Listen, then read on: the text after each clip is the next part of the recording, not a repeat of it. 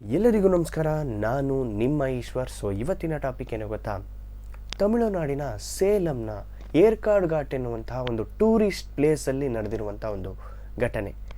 ಈ ಒಂದು ಘಟನೆಯ ಬಗ್ಗೆ ಡೀಟೇಲಾಗಿ ತಿಳ್ಕೊಳ್ಳೋಣ. ಅದಕ್ಕೂ ಮುನ್ನ ಇಟ್ಸ್ ಮೀ ಈಶ್ವರ್ ಚಾನಲ್ನ ಸಬ್ಸ್ಕ್ರೈಬ್ ಮಾಡಿ, ಹಾಗೆ ಆ ಬೆಲ್ ಐಕಾನ್ನು ಕೂಡ ಕ್ಲಿಕ್ ಮಾಡಿ. ನಾನು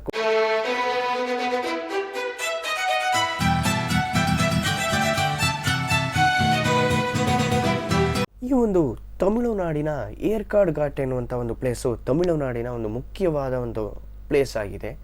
ಟೂರಿಸ್ಟ್ ಪ್ಲೇಸ್ ಇದು. ಲಕ್ಷಾಂತರ ಬಂದು ಹೋಗುವಂಥ ಒಂದು ಸ್ಥಳ.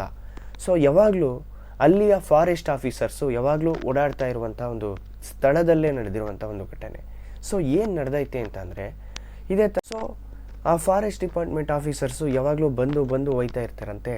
ಆ ಒಂದು ಪರ್ಟಿಕ್ಯುಲರ್ ದಿನ ಬಂದು ಹೋಗುವಾಗಲೂ ಸರಿ, ಬರುವಾಗಲೂ ಸರಿ, ಆ ಒಂದು ಪರ್ಟಿಕ್ಯುಲರ್ ಜಾಗದಲ್ಲಿ ತುಂಬ ಕೆಟ್ಟ ಸ್ಮೆಲ್ ಬರ್ತಂತೆ, ಕೆಟ್ಟ ವಾಸನೆ ಬಂದೈತೆ. ಅಲ್ಲಿರೋರು ಎಲ್ಲರಿಗೂ ಕೂಡ ಆ ಒಂದು ಸ್ಮೆಲ್ ತುಂಬ ಕೆಟ್ಟದಾಗಿತ್ತಂತೆ. ಸರಿ, ಅಲ್ಲೇನಾಗೈತೆ ಅಲ್ಲಿ ಪ್ರಾಣಿ ಪಕ್ಷಿಗಳೇನಾದ್ರು ಸತ್ತಿರ್ಬೋದು ಅಂಥೇಳಿ ಹೋಗ್ತಾರೆ. ಹೋಗುವಾಗ ಒಂದು ಸೂಟ್ ಕೇಸನ್ನು ನೋಡ್ತಾರೆ. ಆ ಸೂಟ್ ಕೇಸಲ್ಲಿ, ಆ ಒಂದು ಪರ್ಟಿಕ್ಯುಲರ್ ಸೂಟ್ ಕೇಸಲ್ಲಿ ಮಾತ್ರ ಕೈ ಕಾಣಿಸ್ಕೊತಂತೆ.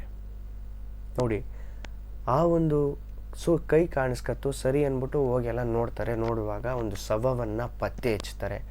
ಆ ಪತ್ತೆ ಹಚ್ಚುವಾಗ ಅದು ಒಂದು ಲೇಡಿದು ಅಂತ ಗೊತ್ತಾಯ್ತದೆ. ಆ ಒಂದು ಲೇಡಿ ಯಾರ್ದು ಅಂತ ಈ ಒಂದು ಮಹಿಳೆ ಯಾರು ಅಂತ ಚರ್ಚೆ ಮಾಡ್ತಿದ್ದಾಗ ಆ ಒಂದು ಸೂಟ್ ಕೇಸಲ್ಲಿ ಒಂದು ಸ್ಟಿಕ್ಕರ್ ಇತ್ತಂತೆ. ಆ ಒಂದು ಸ್ಟಿಕ್ಕರ್ ಎಲ್ಲಿಯದು ಅಂತ ಅಡ್ರೆಸ್ ಇತ್ತಂತೆ. ಆ ಒಂದು ಅಡ್ರೆಸ್ಸು ಕೊಯಮತ್ತೂರಿನ ಒಂದು ಯಾವುದೋ ಒಂದು ಏರಿಯಾದ ಅಂಗಡಿಯ ಹೆಸರಿತ್ತಂತೆ. ಸರಿ ಅಂದ್ಬಿಟ್ಟು ಆ ಒಂದು ಸೂಟ್ ಕೇಸ್ ತಗೊಂಡಿರುವಂಥ ಒಂದು ಅಂಗಡಿಗೆ ಹೋಗಿ ವಿಸಿಟ್ ಮಾಡಿ ಅಲ್ಲಿರುವಂಥ CCTVಗಳನ್ನ ಚೆಕ್ ಮಾಡಿದಾಗ ಈ ಒಂದು ಸೂಟ್ ಕೇಸನ್ನು ತಗೊಂಡು ಬರುವಂಥದ್ದು ಅಲ್ಲಿ CCTVಯಲ್ಲಿತ್ತಂತೆ. ಆ ಒಂದು ಹೋಗುವಾಗ ಅಡ್ರೆಸ್ಸು, ಆ ನಂಬರ್ ಎಲ್ಲ ಕೊಟ್ಬಿಟ್ಟು ಹೋಗವ್ರೆ, ಬಿಲ್ಲಲ್ಲಿ ಇತ್ತಂತೆ. ಸರಿ ಅಂದ್ಬಿಟ್ಟು ಹೇಗೋ ನಂಬರ್ ಸಿಕ್ತು. ನಂಬರ್ ಸಿಕ್ಕಾದ್ಮೇಲೆ ಆ ನಂಬರ್ಗೆ ಫೋನ್ ಮಾಡಿದಾಗ ಸ್ವಿಚ್ ಆಫ್. ಫಸ್ಟ್ನೇ ಸರಿ ಫೋನ್ ಮಾಡಿದಾಗ ಎತ್ತಲಿಲ್ಲ, ಮೂರನೇ ಸರಿ ಫೋನ್ ಮಾಡಿದಾಗ ಎತ್ತಲಿಲ್ಲ, ಸ್ವಿಚ್ ಆಫ್ ಅಂತಲೇ ಬಂತು. ಆಮೇಲೆ ಇದಾದ ನಂತರ ಎಲ್ಲೆಲ್ಲೋ ಹುಡುಕ್ತಾ ಇದ್ದಾಗ ಇಬ್ಬರು VO ಆಫೀಸಲ್ಲಿ ಸರೆಂಡರ್ ಆದಮೇಲೆ ಅವರೇ ಇಬ್ಬರು ಆರೋಪಿ, ಇಬ್ಬರೇ ಕೊಲೆ ಮಾಡಿದ್ರ ಅಂತ ಕೇಳಿದ್ರೆ ಅದರಲ್ಲಿ ಒಬ್ಬ ಮಾತ್ರ ಕೊಲೆ ಮಾಡೋನೆ. ಯಾರು ಅಂತ ಕೇಳಿದಾಗ ಈ ಒಂದು ಪರ್ಟಿಕ್ಯುಲರ್ ಸೂಟ್ ಕೇಸಲ್ಲಿದ್ದಂತಹ ಮಹಿಳೆ 30 ವರ್ಷದ ಸುಬ್ಬಲಕ್ಷ್ಮಿ ಎನ್ನುವಂಥವರು ಅಂತ ಕನ್ಫರ್ಮ್ ಆಯಿತು. ಈ ಒಂದು ಸುಬ್ಬಲಕ್ಷ್ಮಿ ಯಾರು ಅಂತ ಕೇಳಿದ್ರೆ ಕೊಯಮತ್ತೂರೇ ಅಂತೆ ಸ್ವಂತ ಅವರು. ಆ ಒಂದು ನಟರಾಜ್ ಯಾರು ಅಂತ ಕೇಳಿದ್ರೆ ನಟರಾಜ್ ಅಂತೆ ಒಬ್ಬರ ಹೆಸರು, ಒಂದು ಆರೋಪಿ ಹೆಸರು ನಟರಾಜ್ ಅಂತೆ. ಆ ಒಂದು ನಟರಾಜ್ ಯಾರು ಅಂತ ಕೇಳಿದ್ರೆ ಮನ್ನಾರ್ಗುಡಿ, ತಮಿಳುನಾಡಿನ ಮನ್ನಾರ್ಗುಡಿ ಎನ್ನುವಂಥ ಒಂದು ಊರಲ್ಲಿ ಇದ್ದಂತಹ ವ್ಯಕ್ತಿ. ಆ ಮನ್ನಾರ್ಗುಡಿಯಲ್ಲಿರುವಂತಹ ನಟರಾಜ್ಗೆ ಮದುವೆಯಾಗಿ 2 ಮಕ್ಕಳೈತೆ. ಈ ಒಂದು ಸುಬ್ಬಲಕ್ಷ್ಮಿಗೆ ಎಷ್ಟು ವಯಸ್ಸು? 30 ವರ್ಷ. ಇವ್ರಿಗೂ ಮದುವೆಯಾಗಿ 2 ಮಕ್ಕಳೈತೆ. ಇವ್ರಿಗೂ ಮದುವೆಯಾಗಿ ಮಕ್ಕಳೈತೆ. ಇವ್ರಿಗೂ ಕೂಡ ಮದುವೆಯಾಗಿ ಮಕ್ಕಳೈತೆ. ಇವರು ಮನ್ನಾರ್ಗುಡಿ, ಇವರು ಕೊಯಮತ್ತೂರು.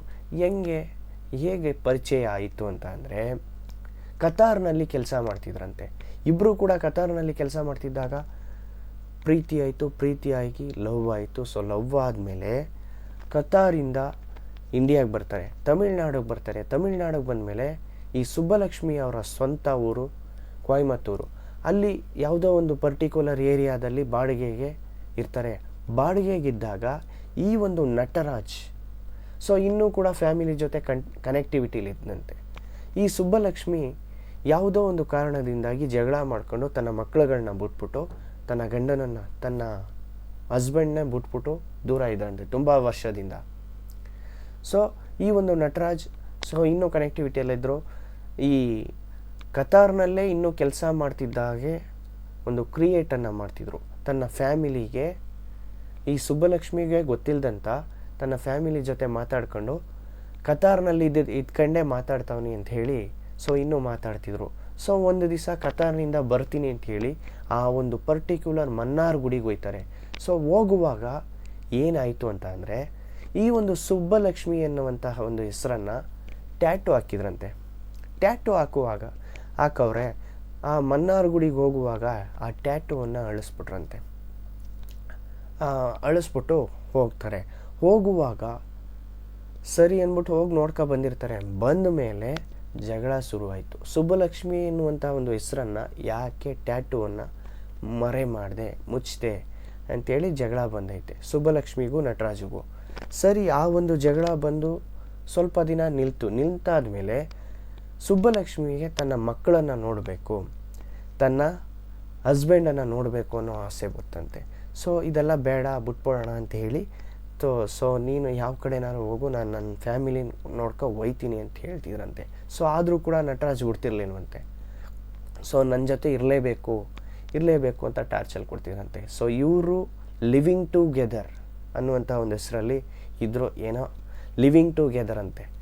ಸೊ ಒಂದು ಮಕ್ಕಳನ್ನು ನೋಡಬೇಕು, ತನ್ನ ಹಸ್ಬೆಂಡನ್ನ ನೋಡಬೇಕು ಅನ್ನೋವಂಥ ಅವ್ರು ತುಂಬ ಜಾಸ್ತಿ ಹೇಳ್ತಿದ್ರಂತೆ. ಹೇಳ್ತಾ ಇರುವಾಗ ಈ ಒಂದು ನಟರಾಜ್ಗೆ ತುಂಬ ಕೋಪ ಬಂದೈತೆ. ಆ ಒಂದು ಕೋಪದಲ್ಲಿ ಈ ಒಂದು ಘಟನೆ ನಡೆದ ಈ ಸುಬ್ಬಲಕ್ಷ್ಮಿ ಅವ್ರನ್ನ ತಲೆಯ ಹಿಡ್ಕೊಂಡು ಗೋಡೆಗೆ ಹೊಡಿತಾರೆ. ಗೋಡೆಗೆ ಹೊಡೆದಾದ್ಮೇಲೆ ಆ ಒಂದು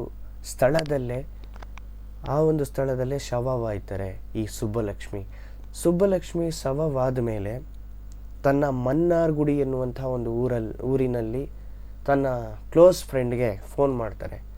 ಆ ಕ್ಲೋಸ್ ಫ್ರೆಂಡ್ ಹೆಸರು ಏನು ಅಂತ ಅಂದರೆ ಕನಿವಳಗನ್ ಅಂತೆ. ಸೊ ಅವರು ಕೂಡ ಬರ್ತಾರೆ. ಬಂದಾಗ ಈ ಥರ ಆಗೋಯ್ತು ಅಂತ ಹೇಳಿದಾಗ ಆ ಕನಿವಳಗನ್ ಒಂದು ಪ್ಲ್ಯಾನನ್ನು ಮಾಡವ್ರೆ. ಯಾವ ಥರ ಅಂತ ಅಂದರೆ, ಒಂದು ಸೂಟ್ ಕೇಸನ್ನು ತಗೊಂಡು ಕೈ ಕಾಲುಗಳನ್ನು ಕತ್ತರಿಸಿ ಒಂದು ಸೂಟ್ ಕೇಸ್ ಒಳಕ್ಕೆ ಮುಚ್ಚಿ ಕಾರನ್ನು ಬಾಡಿಗೆಗೆ ತಗೊಂಡು, ಕೊಯಂಬತ್ತೂರಲ್ಲಿ ನಡೆದಿರೋದು, ಕೊಯಂಬತ್ತೂರಿಂದ ಬಾಡಿಗೆಗೆ ತಗೊಂಡು ತುಂಬ ದೂರ ಹೋಗವ್ರೆ. ಸೇಲಂನ ಏರ್ಕಾಡು ಟೂರಿಸ್ಟ್ ಪ್ಲೇಸು, ನಾನು ಮೊದಲೇ ಹೇಳಿದ್ನಲ್ಲ, ಆ ಒಂದು ಟೂರಿಸ್ಟ್ ಪ್ಲೇಸಲ್ಲಿ ತುಂಬ ಹೊತ್ತು ಹೋಯ್ತಾ ಇರ್ತಾರೆ. ಹೋಗುವಾಗ ಯಾವುದೋ ಒಂದು ಸೇತುವೆ ಬರ್ತಂತೆ, ಸಣ್ಣ ಬ್ರಿಡ್ಜ್. ಆ ಒಂದು ಸೇತುವೆ ಹತ್ರ ಯಾರೂ ಇಲ್ಲದೆ ಇರುವಂತಹ ಒಂದು ಕಾರಣದಿಂದಾಗಿ ಆ ಸೂಟ್ ಕೇಸನ್ನು ಎಸೆದ್ಬಿಟ್ಟು ಬರ್ತಾರೆ. ಬಂದಾಗ ಇನ್ನೆಲ್ಲ ಮುಗೀತು ಅಂತ ಹೇಳಿ ಇವರು ಕತಾರ್ಗೆ ಹೋಗೋಕ್ಕೆ ಪ್ಲ್ಯಾನ್ ಮಾಡೋರೆ. ಪ್ಲ್ಯಾನ್ ಮಾಡೋದಕ್ಕೆ ಈ ಒಂದು ವಿಷಯ, ಆ ಸೂಟ್ ಕೇಸನ್ನು ತಗೊಂಡಿರುವಂಥ ಒಂದು ಅಂಗಡೀಲಿ ನಂಬರ್ ಕೊಟ್ಟಿದ್ರಲ್ಲ, ಆ ನಂಬರ್ಗೆ ಫೋನ್ ಮಾಡುವಾಗೆಲ್ಲ ಪೊಲೀಸೇ ಮಾಡ್ತಾವ್ರೇನೋ ಕಂಡುಹಿಡಿದ್ಬಿಟ್ರು ಇವರು, ನಟರಾಜು ಮತ್ತು ಕನಿವಳಗನ್. ಸೊ ಇವರು ಇನ್ನೂ ಗಾಬರಿ ಆಯ್ಕೊಂಡು VO ಆಫೀಸ್ನಲ್ಲಿ ಸರೆಂಡರ್ ಆಯ್ತಾರೆ. ಸೊ ಇದೇ ನಡೆದೈತೆ. ಸೊ ಈ ಒಂದು ಕೊಲೆಯ ಬಗ್ಗೆ ಒಂದು ಕಡೆ ಯಾವ ಥರ ಹೇಳ್ತಾವ್ರೆ ಅಂತ ಅಂದರೆ, ಸೊ ಕೊಲೆ ಮಾಡಿದ್ರು, ಕೊಲೆ ಆದಮೇಲೆ ಸೂಟ್ ಕೇಸಲ್ಲಿ ಹಿಡ್ಕೊಬಂದರು, ಬಾಡಿಗೆ ಕಾರಿಂದ ಎತ್ಕೊಬಂದಾದ್ಮೇಲೆ ಈ ಒಂದು ಎಲೆಕ್ಷನ್ ಟೈಮಲ್ಲಿ ಅದಂಗೆ ಒಂದು ಚೆಕ್ಕಿಂಗಲ್ಲೂ ಸಿಕ್ಕಲಿಲ್ಲ. ಈ ಒಂದು ಎಲೆಕ್ಷನ್ ಟೈಮಲ್ಲಿ ಪೊಲೀಸವರು ಚೆಕ್ ಮಾಡ್ತಾವ್ರೆ, ಎಲ್ಲ ಕಡೆನೂ ಚೆಕ್ ಮಾಡ್ತಾವ್ರೆ. ಈ ಒಂದು ಕೊಯಂಬತ್ತೂರಿಂದ ಏರ್ಕಾಡಿಗೆ ಬರಬೇಕು ಅಂತಂದರೆ, ಸೇಲಂನ ಏರ್ಕಾಡಿಗೆ ಬರಬೇಕು ಅಂತಂದರೆ ಕರೆಕ್ಟಾಗಿ 200 ಕಿಲೋಮೀಟ್ರ್ ಆಗಬೇಕು. ಆ 200 ಕಿಲೋಮೀಟರ್ ಡಿಸ್ಟೆನ್ಸ್ ಹೇಗೆ ಬಂದರು ಅಂತ ಚರ್ಚೆ ನಡೀತೈತೆ.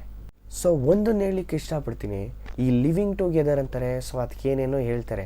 ಸೊ ಇಷ್ಟ ಆದರೆ ಇರ್ಬೋದು, ಇಲ್ಲ ಅಂದರೆ ನೀನು ಬೇಡ ಅಂದ್ಬಿಟ್ಟು ಎಲ್ಲಿ ಬೇಕಾದ್ರೂ ಹೋಗ್ಬೋದು ಅಂತ ಹೋಗುವ ಸಂದರ್ಭದಲ್ಲಿ ಯಾರು ಇಬ್ಬರಲ್ಲಿ ಒಬ್ಬರು ಕೂಡ ನೀನೇ ಬೇಕು ಅಂತ ಹೇಳಿ ಹಠ ಮಾಡಿದ್ರೆ, ನೀನೇ ಬೇಕು ಅಂತ ಹೇಳಿ ತಿರುಗಿಕೊಂಡ್ರೆ ಏನೇನೆಲ್ಲ ನಡೆಯುತ್ತೆ. ಸೊ ಈ ಒಂದು ಘಟನೆ ಎಲ್ಲರಿಗೂ ಒಂದು ಲೆಸನ್, ಒಂದು ಪಾಠವನ್ನು ಕಲಿಸಿಕೊಟ್ಟಂಗೆ. ಸೊ ಈ ಒಂದು ಘಟನೆಯ ಬಗ್ಗೆ ನಿಮ್ಮ ಅನಿಸಿಕೆಯನ್ನು ಕಮೆಂಟಲ್ಲಿ ಹೇಳಿ. ಸೊ ಇದೇ ಥರ ವಿಡಿಯೋ ಬರಬೇಕು ಅಂತಂದರೆ ಇಟ್ಸ್ ಮೀ ಈಶ್ವರ್ ಚಾನಲ್ನ ಸಬ್ಸ್ಕ್ರೈಬ್ ಮಾಡಿ, ಹಾಗೆ ಆ ಬೆಲ್ ಐಕನ್ನು ಕೂಡ ಕ್ಲಿಕ್ ಮಾಡಿ. ಸೊ ಇನ್ನೊಂದು ವಿಡಿಯೋದಲ್ಲಿ ನಿಮ್ಮನ್ನು ಮೀಟ್ ಮಾಡ್ತೀನಿ. ಸೊ ಅದುವರೆಗೂ ಟಾಟಾ, ಬಾಯ್ ಬಾಯ್.